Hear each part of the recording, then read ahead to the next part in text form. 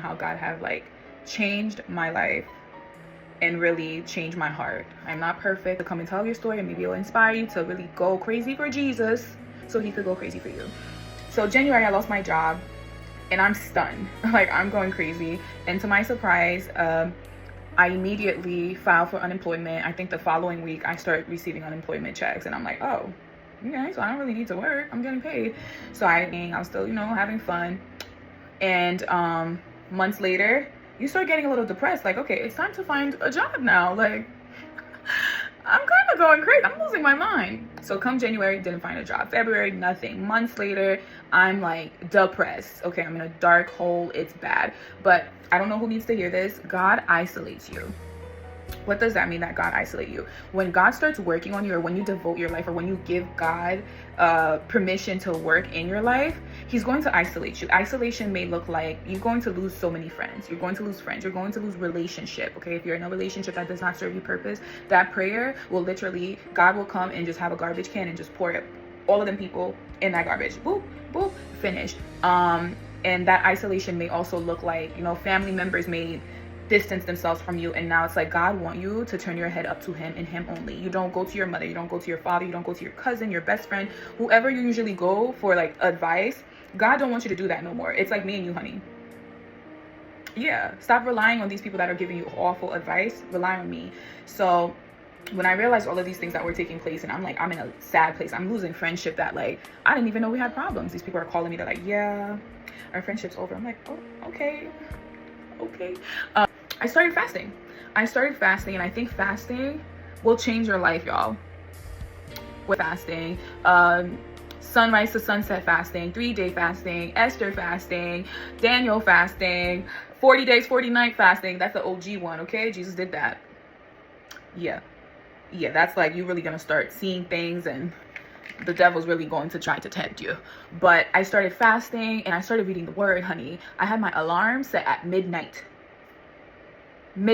on the dot. I opened that Bible on Psalm. I'm reading everything. I read books, the book of Job, Esther, Daniel, and I started reading Psalm. I like Jeremiah.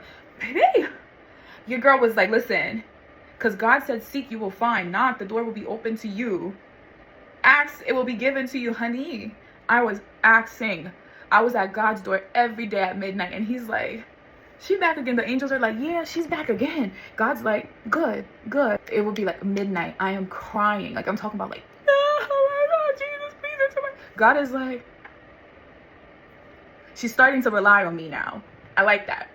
Don't answer the prayer. Like, he did not answer the prayer. So, you start getting discouraged. But it's like the Bible says faith of a mustard seed. Okay, God's not playing about that. You're telling y'all, I started taking walks, and when I take these walks, I would be praying to God. I'm like, God, like, I don't know what your plans are for me, but like, I'm just letting go and letting you do what you need to do. I spent months and months, the most depressing era of my life. But now when I look back, I'm like, wow, what a beautiful time that was, because I was finding myself as I was finding Christ. Absolutely beautiful. Because now I look at it, because I'm a different person. Because I think in the Bible it says that God renews your he gets rid of your heart of stone or something and makes it into a heart of flesh. God was doing that for me, because in the months that I didn't have a job, like, my heart of stone was starting to have to be a heart of flesh, and I started to feel more. I started to talk to God more. Oh, the fasting. When I was fasting, I would have the most vivid dreams. That whole process almost knocked me off my boots. I would cry, and I don't know if this is TMI, but I gave up everything. I gave up drinking. I gave up smoking. I gave up sexual anything. I was a nun, because I was not playing with God. I wanted him to know that I was serious about everything. Like, I'm talking about cold turkey, everything.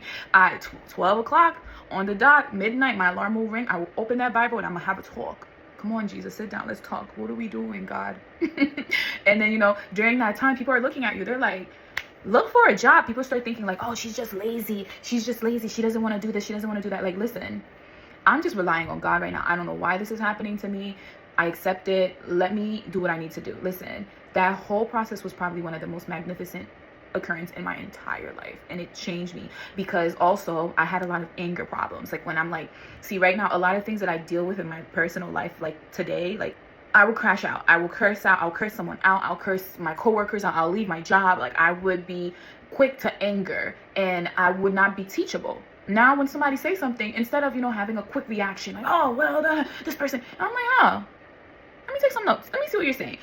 I started to change, and I started to see this change in me, and I had more compassion, and, like, more emotions, and I had peace. But all of this, like, God needed, like, he had to isolate me, because, like, I was that bad of a seed that he needed to, like, put me on ice and, like, change me in a way that, like, when he put me back in the world, I will rely on him rather than rely on my own understanding or trying to do things on my own without getting permission from him. So it was like that whole process, man. And then, like, going to find jobs. Listen, when God, and another thing I need y'all to know, when God isolate you, the isolation doesn't end because you call God and you're like, oh, the isolation needs to end. No, don't work like that. It does not work like that. Your isolation could be years. I think there's people in the Bible, they had to wait. Yeah, so for me, it took me 9 months. I could not find a job. So, and what takes 9 months? A baby takes 9 months. Like, now that, like, I'm more spiritually awoken, religiously, I don't even want to say spiritually, like, I'm more in touch with my godly senses or whatever. And now I can understand. God isolated me for 9 months, y'all. So he rebirthed me. Yeah, I didn't get a job till September. Now, the job that I got, Jesus, Jesus gave me the job and then now that I'm in that place, and I'm like, wow, it's starting to make sense why God sent me there. Next video, I'm going to tell you guys in September what happened. And I'm going to tell you guys one of the dreams that I had while I was getting closer to God. So, all right, this is it. I'll see you guys again.